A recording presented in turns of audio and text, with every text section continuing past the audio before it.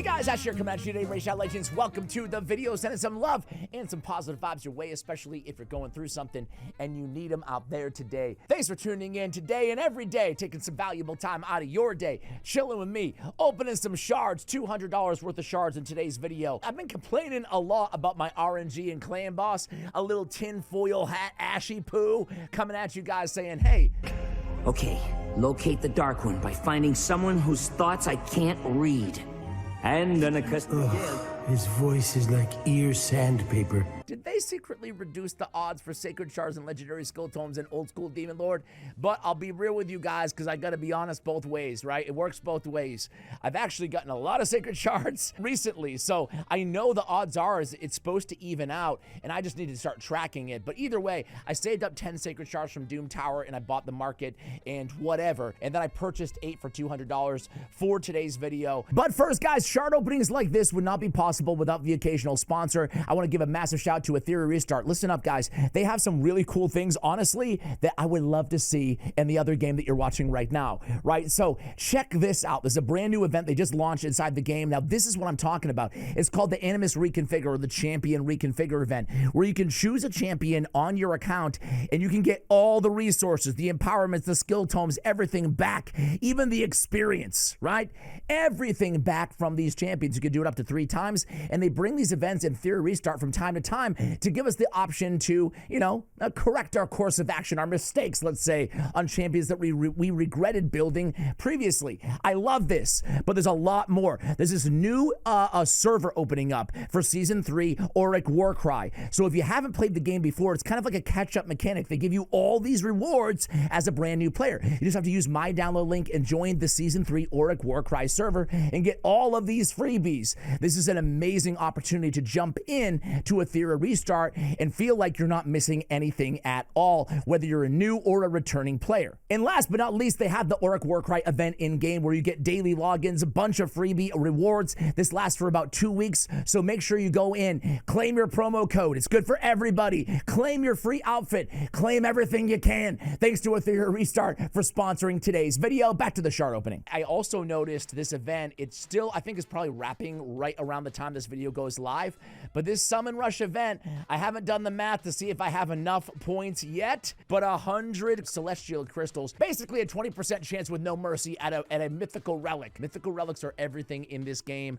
Golly, how do you guys feel, by the way, about the relics in the arena, about seeing that data? I know the full screen's not there so far. We can toggle it on and off. I've said this before, and I know you guys, some of you guys really hate me for voicing my opinion. I'm so sorry. I love you guys, but I'm not a fan of it, actually. I'm not a fan. I said that before it was even launched. I like a little bit of mystery in the actual battle, but I know I'm in the minority because I know I see the comments, Anyway, we have a legendary, 4 legendary mats. We have 4 epics and 4 mythicals. Hopefully we can get some of those. I'm actually going to rock your worlds because I am not going for the obvious choice here, Edward Kenway. Edward Kenway looks amazing, and sure, there is that degree of exclusivity around the assassins, which it does make sense to go for Edward Kenway. I totally understand. His A2 is bonkers, the block revive, the ignore stone skin. He's an absolute threat on the battlefield, and a very enticing fan the hammer on his A2 ability as well. But man, Oscarin is my most wanted legendary in the game. The crazy thing is that's including voids. I never say that. This is the first time I've wanted a non-void more than any void in the game on my account in a long time. I think he's the best ally attacker in the game. I love his passive. I love the A2. We'll talk about him more after we pull this dude. I don't have an awakening for him at all yet though, so I don't know. I'm not even sure if I'll end up using him in PvP. In PvE, I certainly will right away. I think I have everybody fully empowered here for the epic, so it doesn't really matter, but we'll go Geo just for the hell of it, right? We're also going to open 18 Sacreds. We also have a charity for today. It comes from, as always, you guys, so keep the charity requests coming in the comments below. We have Luke Butler. Not sure if you donate to New Zealand. I donate anywhere, bro. I don't care. If so, it would be great to donate to Land Search and Rescue New Zealand. They do awesome work made up of volunteers. They had a major weather event, tore families apart, young families stranded on the floor of their home for 7 hours in the waters. Sounds awful, but let's go ahead and make a difference and donate exactly to the Land Search and Rescue of New Zealand. Giving a little love no matter where you are in the world. Here we go. Ancient Shard time, guys. Ancient Shard, don't worry. It's just the appetizer before the main course, ladies and gentlemen. Enjoy your mozzarella sticks. What's your favorite appetizer out there? Oh, by the way, have you seen this new documentary on Netflix, The Investigation of Lucy Letby? Letby? Holy smokes. I'm arresting you on suspicion of murder and attempted murder. Detectives took a female into custody on suspicion of murdering 8 babies. And the attempted murder of 6 others. I'm not going to say which side, if I think she's guilty or innocent, if you guys want to watch it. But me and the fiance, we got in a big disagreement. I felt one way, she felt the other way. So I'm curious to see what you guys think. I don't want to biases the audience, but I have a strong hunch if she did it or not. Anyway, I'll leave it to you guys. I digress for now. Let's keep it going here. We got some purgators, some blues, some rares, some. Oh, here we go. Osgren, Creela Witch Arm. All right, $100 to New Zealand, but Creela Witch Arm. Honestly, Creela Witch Arm, back in the day, I used to really love her. Talk about an ally attacker who, frankly, kind of fell off, at least on my account, you know? I mean, put an ally attacker like her next to Osgren, and you're like, oh, damn, power creep is real and alive and well in Raid Shadow Legends 2026. That being said, not a bad little ally attack. It is 3 random allies on a 3-turn cooldown. She also brings a stun and AoE increased attack and increased crit rate on all allies. She does some pretty nice damage, but she feels kind of old school to me, you know? Because there's no passive, there's no aura. I don't know. She actually kind of feels epic-y, but not a bad epic. Is that an insult? I don't know. Hex Weaver, Courtier, Life Taker, Channeler, Banshee, Marked, Rockbreaker, Ingid, and Blood Mask. Spy Master as well. I saw you over there, Spy Master. Let me make some room. We've got 21 Ancients. We got Sacred Shards coming up. A lot to look forward to. Be right back. All right, guys. We're basically probably done with the Summon Rush now. That's got to be 10,000 points, right? What? That's 1,000? All right. Obviously, I'm joking. I knew it wasn't going to be much. I didn't think it was only going to be 1,000, but we've got a ways to. You know what? We're 10% of the way there. No big deal, guys. No big deal. I'll claim my. I'm almost done with the Titan event. How did you guys do in the Titan event? All right. I've been pretty locked into the game lately, though. I'm not gonna lie. I've been playing a ton of live arena. Just been really active. I've been going for all the tournaments, all the events. I've been just. Really digging the game right now, honestly. Gnarlhorn coming at us. That's about it. Wow, isn't that a great screen to look at? A bunch of blues. We're on our second appetizer, by the way. How about a little calamari? Little calamari? No? How about a little, what else you guys want? A little, some meatball? I think I'm a sucker for bread. I'm like a carb guy. I'm the dude that you take me to, like, whatever, Cheesecake Factory. I'm filling up on the Oscar the Defiant! Tyrant, whatever the hell you say. I have been playing this game for 7 years almost. I still don't know how to say that damn last name. Tyrant Ixlamore. Tyrant. He's actually not bad. He's got the ally protect and the increased defense on a 3-turn cooldown, the AoE burn. Kind of a unique kit, you know, for an old school champion. He's like Kaimar's cousin a little bit. Cantrafon, Kaimar had a baby. There it is. This Tyrant. Honestly, though, he's good, but not great. He's good, but not great. We're out of Ancients. That was fun. Hey, 2 legendaries. Not too bad for a non-2x event. But of course, what did we do? We jacked up our rates to a 25x, only to not get them. Fantastic. That's how Plarium really gets you, by the way, right? Let's go in. Osgren, come to Papa. We're at the main course. Here it is. A little filet, a little prime rib. What are you guys into? Grimskin? A little Grimskin? Had the oil fall all over him. He's been very upset ever since. Geomancer, there we go. Geo number 1. Honestly, it's a nice little batch of epics to go for, even out of Sacred Shards or whatever, especially if you think you're close to Mercy. Maybe pick up a legendary. Maybe pick up one of the actual legendaries that you want, even though the odds are heavily stacked against you. Aox, really solid. Love Aox. I'm going to be real with you guys, though. I'm expecting to get even more hate in the comments now. I'm not quite as high as everybody else is on Aox, you know? I think sometimes the love and adoration for Aox goes a little bit too far. Am I wrong? Am I, like, offending everybody by saying that? I've wanted to say that for so long, and I feel good to get it off my chest. Really good Epic, but I don't put him as a top 10 elite. Like Romero. I'm joking. Jaime Lannister right here. I mean, looking pretty good, Jamie, but not that good in the game. Although I did use him back in the day. That's Juliana's boyfriend. Here we go. It's going to be Deathless. Deathless, yeah, needs a buff, but they don't buff epic, so that's fun. All right, here we go. Next, it's going to be another purple. It's going to be Lodric, Falconheart. Okay, let's move along here. Nothing too exciting. Again, I don't mean that much offense to Aox. He's not bad, don't get me wrong, but like sometimes it's just like, dude, the most elite epic in the entire game.